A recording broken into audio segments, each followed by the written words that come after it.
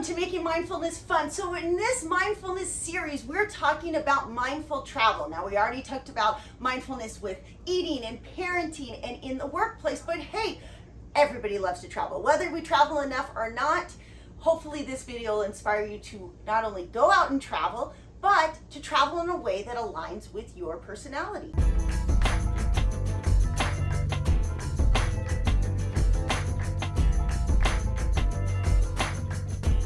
So if this is your first time to our channel, please be sure to like this video so more people see it, and subscribe to our channel because we put out videos helping you with tips on becoming more mindful. We put out videos every single day. So today we're going to talk about the Enneagram in travel, just to kind of put it towards each individual. But if you're traveling with a big family like us, then it's important to have layers of what each Enneagram needs in their travel. I know for us that it was really important. I wasn't aware of this when we first started traveling, and so it was sometimes stressful.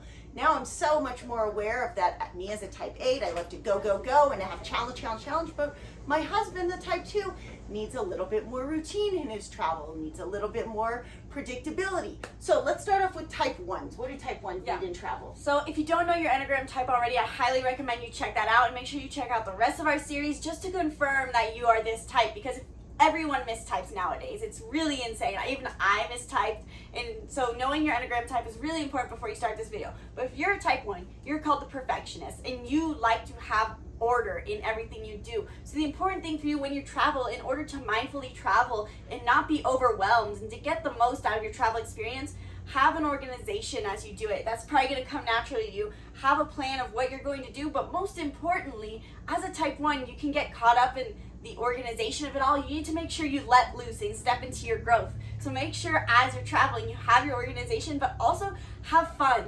Be spontaneous one day, and maybe you plan that, okay, I'm going to get to this city this day, but then be like, you know what? I'm just going to walk around town. No plan. I'm just going to see what the city has to offer me. Type 2s. Now, you're the helper, and so you're naturally, when you're traveling, you're going to want to just give to everybody, and you're going to drain yourself so much. And while you tend to like a little bit more routine and stability, you also like to have fun and have adventure. The biggest thing that makes a travel adventure or traveling more successful for you is getting out in nature and having calm moments for yourself. You know, find a beach to sit on, sit in the forest, just listen to the sounds of the birds. Make time just for you to, nurture yourself, get a little self-care. And I want you to own your weirdness. So if there's something unique, like maybe you're into World War II planes, like go to a museum about World War II. I was trying to think of something my husband would like. That was really weird. I don't know. You get the point. You get the point. Like, think about something that's totally like owns your weirdness, and make a request. Like, hey, you guys, do you think at some point during this travel we could go to this thing because I'm really into this thing?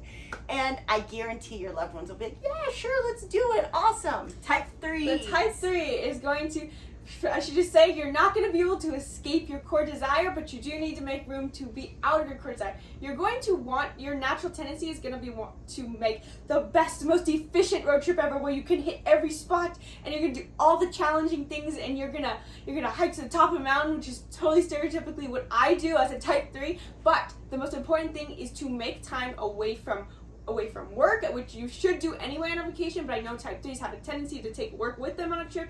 Have a tech cleanse, spend time in nature where there's a state of being and you're not trying to accomplish anything. I think that one's as simple as it is to, you can have a structure, you can have a road trip that you're trying to get done and to achieve, but you need to make time within that to just be and not achieve. Yeah, so type 4s, you are called the individualist, and you love the idea of road trips. The thing I think is most important for you is that you have to step a little more into your growth of type 1s, and especially if you're the leader of the travel trip, you're going to want to make sure that you plan a little ahead and set the intentions of, okay, where do I want to go? How am I going to get there? What do I want to do? And organize your trip, because you're going to have probably a lot of bucket list ideas of, oh, I want to, in theory, go here and here and here, but maybe you have a little trouble planning it out so it all gets done, and I think that'll be the most important thing for you. Okay, type 5s, you like to have all the information before you start traveling.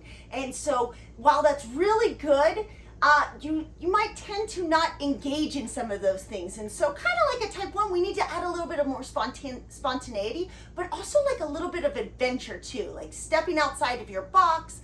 I want to make sure that I cover everything with 5s. Step outside your box, do something a little bit more adventurous. And socialize. Socialize, that's right. Type 5s, you tend to be a little bit maybe more introverted. So if you can do something with a group, or sign up for a class while you're there, or just like go out to the coffee shop, put yourself in situations where you will be around people. And I think actually a big one is, especially for those who like tent camp and stuff, you know, just be friends with your neighbors. I think that would be an interesting one. Just be like, hey, you guys like want to come over for a campfire? Like, just open the door to socialization sometimes. Type 6s, honestly, what does you best is to stick with what you know. Type 6s are naturally going to have this tendency, and I wouldn't say to stray from them. You really should stick to the places that are comfortable for you. Of course, if you've never been anywhere, you're going to have to create some place new. But once you find a place you like, it's okay to stick with that. What you are going to want to do, though, is expand your box by trying new experiences within that place. So maybe if you're comfortable going to a certain destination and staying at this one hotel, try a new hotel, or even do something a little bit more adventurous, like go glamping or go on an excursion. Yeah, because we have 2 type 6s in our lives, and one of them's my younger sister, and it's amazing how we will, she doesn't know where we're going, she's like, oh, a little uncertain, but if we say like, oh, we're going to this place, oh, I've been there before, she's totally chill, super happy with it, and amazing to travel with. On to the next one, type 7s. Type 7s, you're the enthusiast, you love to have fun, travel sounds so entertaining to you, and you're great to be on a road trip with, but you're going to love fun so much that you might forget where you're going in the first place. You might forget to give directions. It's inevitable. But so what I recommend for you is, 1, know what you want to do. That's going to, what is your goal for travel? The kind of very similar to type 4s. And also have something that keeps you on a schedule. So I would recommend for type 7s, not know what you want to do, but book a few things so you stay on task. You don't have to book the whole thing. You don't need to be like a type 1. You don't need to book, but like be like, okay, next week I need to get to this spot, this hotel that I reserved ahead of time. And so that'll keep you a little bit on a schedule. The other thing is to set a strict budget for yourself, unless you are somehow able to not really have a budget. That's not something you have to be concerned about. But for most people, you do need to stay within a constraint of a budget, because type 7s can get a little carried away. They're like, fun, let's just keep going. They need to stay accountable to, oh, no, this is my budget. Gotta stay within this box. All right, type 8s. So you're going to want to chase intensity and challenge all the time. And if you're traveling by yourself, that's not going to be a problem. If you're traveling with other people, you might have to step back and like accept a little bit of less intensity, a little bit of calmness, moments of calmness, not all. You definitely can like, you know, if you're traveling with people, they probably like that you're type 8 and like, hey, let's go do this. But type 8, you have to allow yourself a little bit of physical ease along the way. It was a big deal for me that yesterday I actually laid down and did MFR for a whole 5 minutes. I was so proud of myself that I actually probably did 10 minutes because it felt so good. But you have to allow yourself physical ease, because you just want to, you push and you push and push, and all of a sudden you burn out and you're like, oh man, how did that happen? I didn't see that coming, because you just pile so much on your plate. And finally, the type 9s. Type 9s, as you travel, I am a type 9, you're just going to want harmony and peace. And chances are you're the person who you travel with, they're the person you travel with, and she's like, I'm good, whatever. And so I think for type 9s, the most important thing, especially if you want to go travel and you have to be the leader of it, really force yourself outside your bubble and think about what you want to do. And I'd actually recommend you have a type 3 friend or type 8 friend help you come up with what you want to do on your trip that will help challenge you. So getting out hiking, doing adventures, pushing yourself outside your box, that'll be a great thing for you type 9s as you go travel. So I should have said for type 8s, you should definitely book yourself a massage when you travel, right? Or spa day or something. A spa day, something like that. Just click on me. Okay, so did I get them all? All right, so I hope that helped you get inspired to go take a trip this summer. And if you like this, give us a thumbs up. Tell us in the comments below what type you are and where you're planning on traveling this summer. We'd love to know, because we get so excited about travel.